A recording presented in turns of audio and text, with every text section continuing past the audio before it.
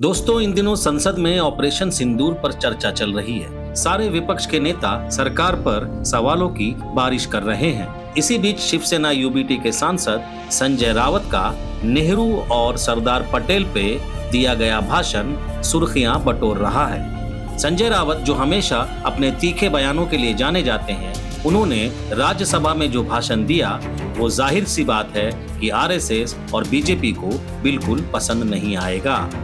आइए आपको सुनाते हैं कि संजय रावत ने क्या कहा। सर, मैं बहुत संक्षिप्त में अपनी बात रखूंगा जी। पहलगांव में 26 लोगों की हत्या हो गई। कैसे? अब तक सरकार नहीं बता पा रही। पूरा कश्मीर गृह मंत्रालय के अधीन है। 370 हटाने के बाद कश्मीर को केंद्र शासित प्रदेश बना दिया। वहाँ की पुलिस गृह मंत्रालय का आदेश का पालन करती है। पूरे कश्मीर में आर्म फोर्स एक्ट लगा दिया है। वहाँ के गवर्नर भी आपके हैं, बहुत मजबूत आदमी है। फिर भी हमला हुआ और हमलावर निकल गए। गवर्नर ने भी अपनी चूक मान्य की है कि ये चूक हो गई है, सुरक्षा में चूक हो गई है। अगर सुरक्षा में चूक हो गई है, 26 लोग मारे गए हैं, सिंदूर उजाड़ दिया है 26 हमारे माता भगिनों का, तो उसकी जिम्मेदारी कौन लेगा और इस्तीफा कौन देगा? जिम्मेदारी लेकर पंडित नेहरू देंगे?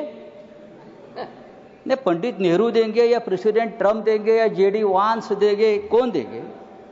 इस्तीफा देश के गृह मंत्री ने देना चाहिए। ये उनकी जिम्मेदारी है सर। इस देश में 24 घंटे में उपराष्ट्रपति का इस्तीफा लिया जाता है क्योंकि आपके बात मानते नहीं।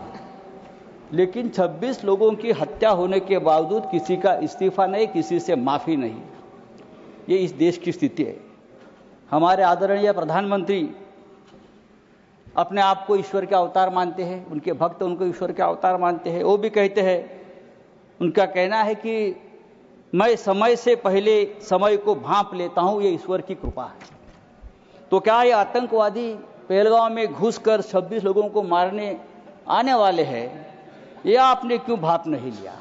ये हमारे सामने और देश के सामने सबसे बड़ा सवाल है।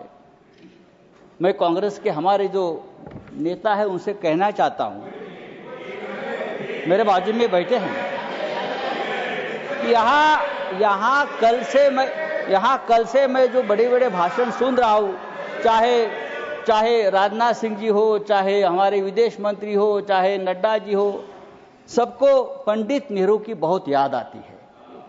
पंडित नेहरू हो, सरदार पटेल हो, भूतकाल में बहुत घूमते हैं आप लोग।